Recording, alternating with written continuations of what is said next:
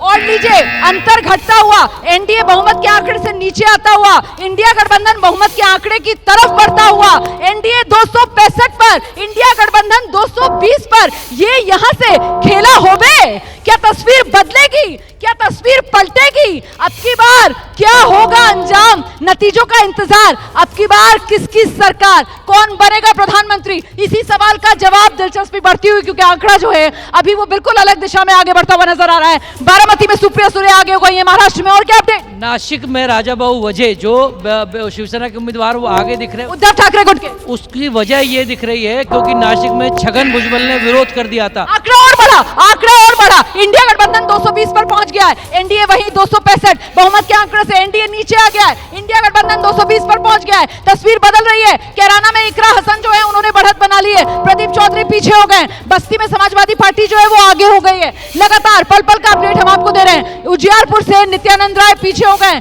Alok Mehta RJD candidate आगे हो गए हैं। नगीना से चंद्रशेखर आजाद जो हैं करीब 6000 वोटों से बढ़त बनाए हुए।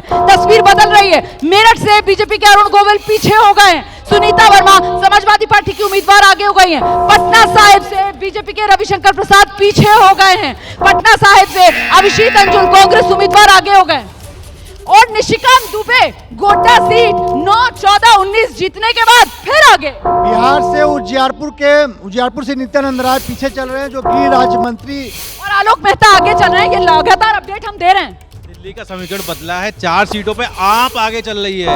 दिल्ली बीजेपी को लग सकता है बड़ा झटका। आम आदमी पार्टी और कांग्रेस का दिल्ली में साथ आना कर सकता है बड़ा खेल। दिल्ली की 7 सीटों में से बीजेपी इस वक्त सिर्फ 3 सीटों पर ही लीड लेती हुई नजर आ रही है, और वो 3 सीटें प्रवीण खंडेलवाल की। चांदनी चौक सीट है, उसमें बीजेपी को नॉर्थ ईस्ट दिल्ली में फायदा मिल रहा है, बीजेपी को फायदा मिल रहा है नॉर्थ वेस्ट दिल्ली में। मतलब जहां पर दिल्ली में बीजेपी और कांग्रेस की टक्कर, वहां बीजेपी को फायदा, और आम आदमी पार्टी से जहां पर टक्कर, उन 4 की 4 सीटों पर दिल्ली में आम आदमी पार्टी को बढ़त मिल रही है। दिल्ली में फिलहाल 7 में 3-4 का स्कोर। और लीजिए आंकड़ा देखिए टेलीविजन स्क्रीन पर, नंबर दिलचस्पी बनी हुई है। एनडीए और नीचे, एनडीए 260 पर आ गया है, इंडिया 225 पर पहुंच गया है। फासला घटता हुआ।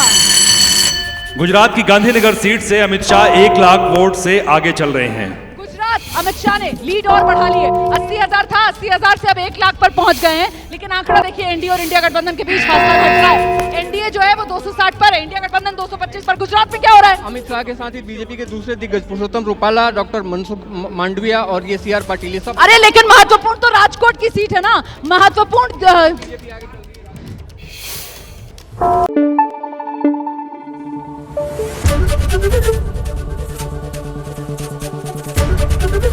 एबीपी न्यूज आपको रखे आगे।